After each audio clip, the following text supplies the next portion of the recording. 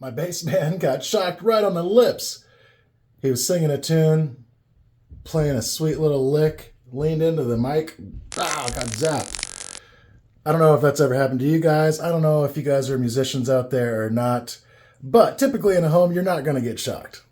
Typically, the home's electrical system is pretty safe. As a real estate agent, I see this all the time where outlets come up getting called out by home inspectors as not being grounded. Well, what does that actually really mean? Most people don't even understand that they have an outlet that's ungrounded.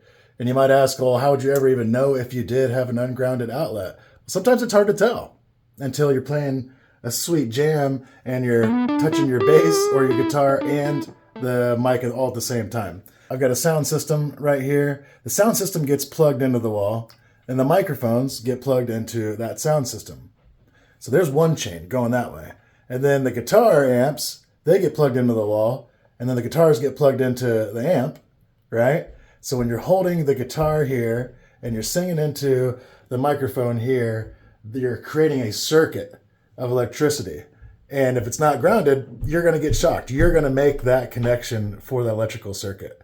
Kind of a funny thing. Back in the day, we practiced at this spot that had no grounding really at all. And so we just knew that we had to be careful and not touch our lips to the microphone. I know that might sound weird if you're not used to singing in a microphone, but for a lot of singers out there, you get it. Sometime when you're really getting into it, you got to get on top of the mic to control that volume. Your lips touch the microphone and you can get shocked. So back at our old band house, we'd get a bunch of people over in the middle of a jam session and we'd all hold hands, and one person at the end of the chain would hold the microphone and the other person at the end of the chain would grab their guitar amp, and everybody in the chain could feel the electric current running through them. So a little kind of interesting story about electricity.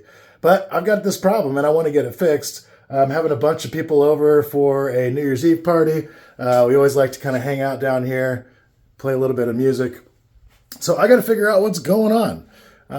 My guess is it's one of these outlets. So back in the day, in my music or my construction days, I had one of these guys.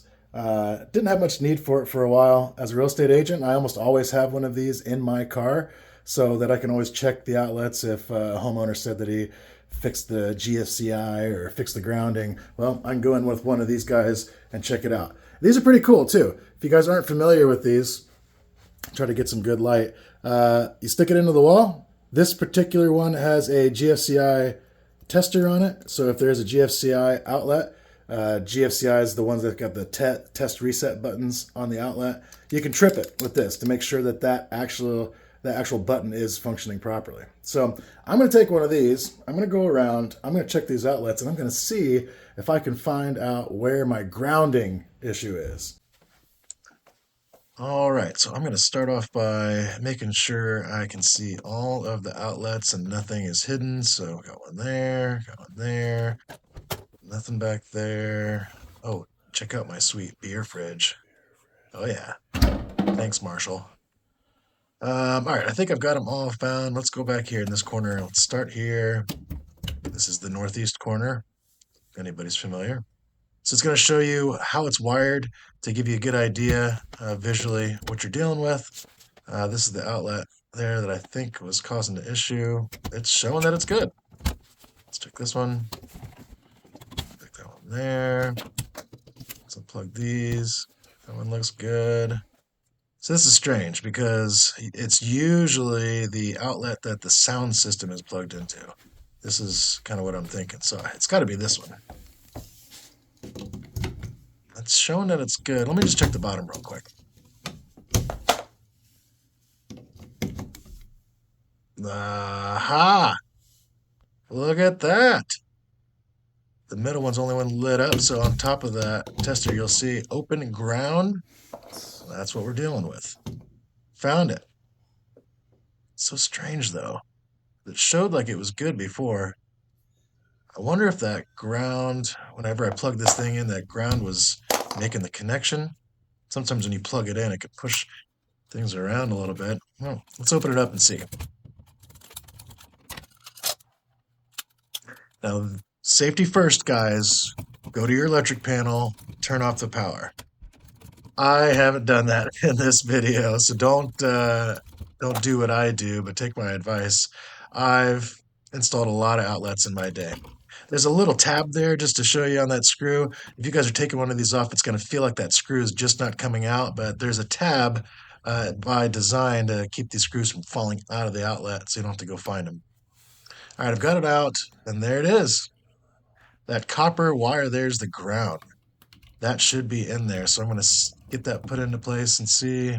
Yep, that was it. Uh-oh. I've got the ground in there. Let me see if I can get this back in and it still stays grounded. Nope, I've got an issue here. So I need to rework this wire a little bit and make sure it's on there securely.